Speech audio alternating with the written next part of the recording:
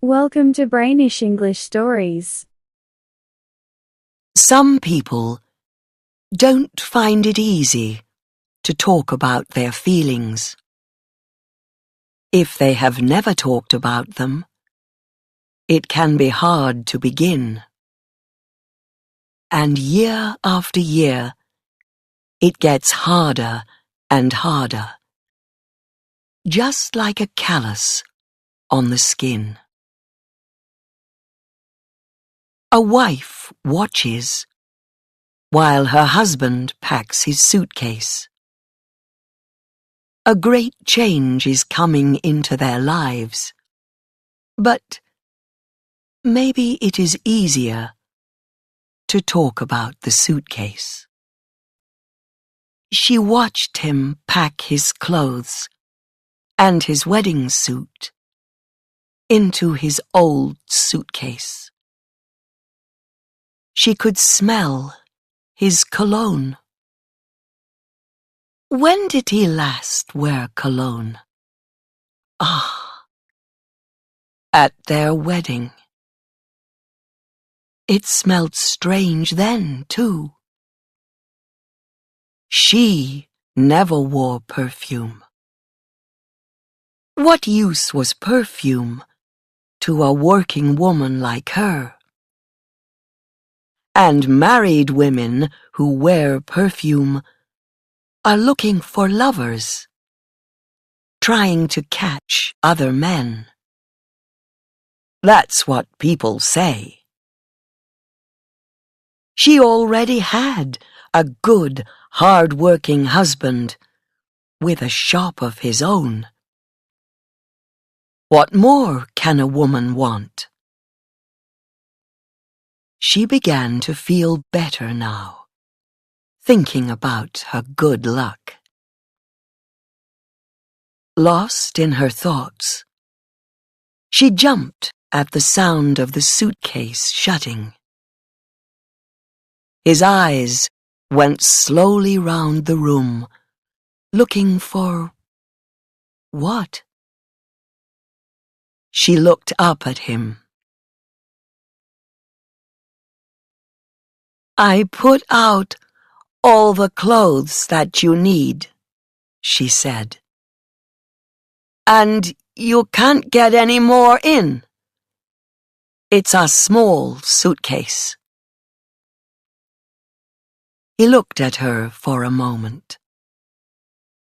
A Chinese girl like any other Chinese girl.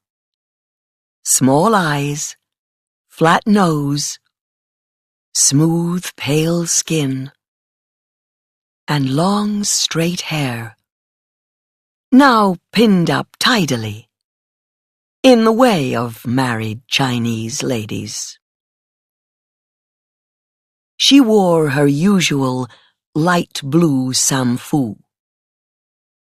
No, she was not a beauty, he thought, but she was a hard worker.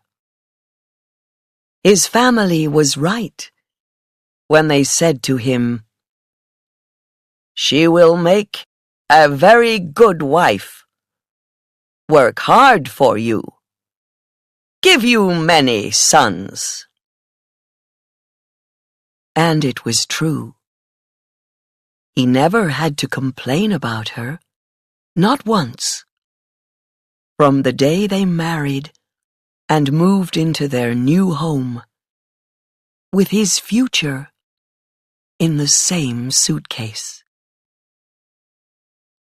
Her face was the same now as it was then, neither soft nor hard, never showing what she felt or needed.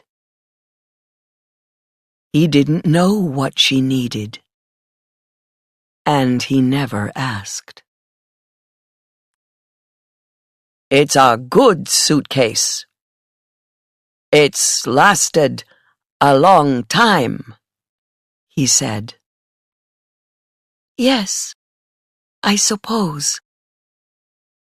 But it's still small." She got up from the bed and shook the pillows. They needed washing, she thought. Yes, wash it away, the dust and dirt of yesterday. Their past married life together. In the future, nothing would ever be the same again.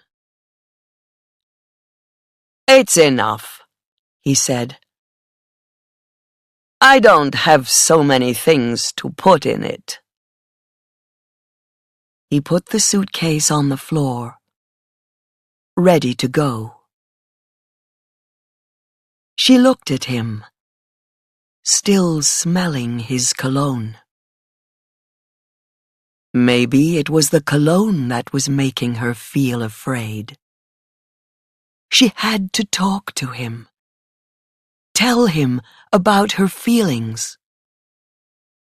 But she was a hard-working Chinese woman. And hard-working Chinese women must not have feelings. "Is she waiting for you there?" she asked slowly. "You mean the hotel?" "Yes. I suppose the ceremony starts soon." She picked up one of the pillows and took off its cover. Yes, it needed washing. She wanted to get hold of him and shake him, scream and shout, and fall on her knees in front of him, crying, "No, no, please stay, don't go. I'll be a better wife. I'll work harder. I'll work as hard as 2 wives." But she just stood there, saying nothing, doing nothing, her face showing nothing. "I suppose," he said. "You'll be back in 2 days?" He didn't want to talk about her feelings. She never did before. But then, it wasn't every day that your husband brought home a new wife, a younger wife, only 19,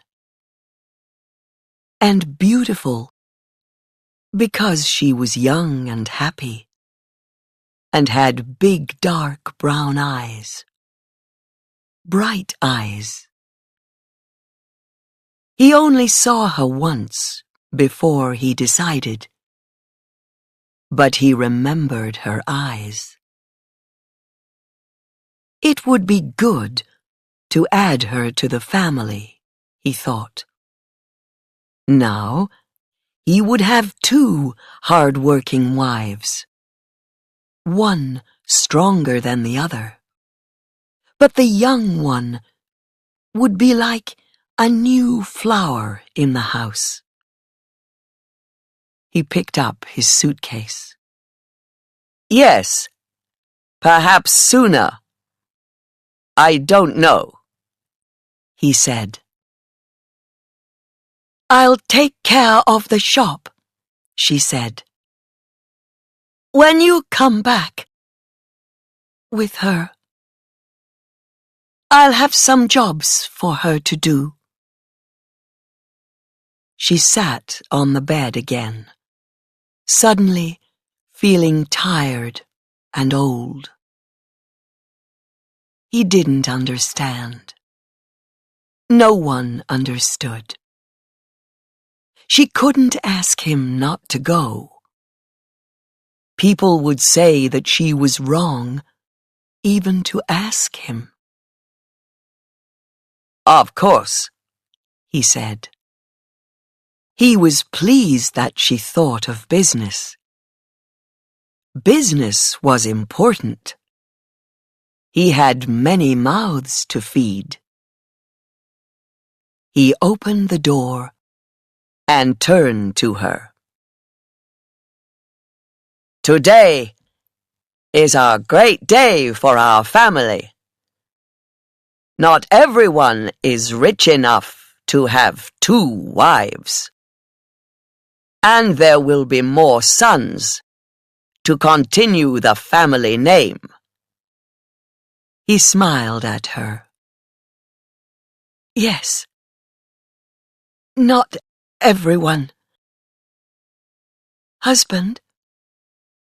She looked up at him, waiting, hoping. "I have to go now. I'm late." He did not want her to say anything. He never asked questions about her feelings because he was afraid of the answers. It was easier to pretend that she was happy all the time. "Your suitcase. It's old. You need a new one." Thankfully, he turned away. No questions asked. No answers needed. "Perhaps I will get a new one, after all," he said. He left the room, and the door closed quietly behind him.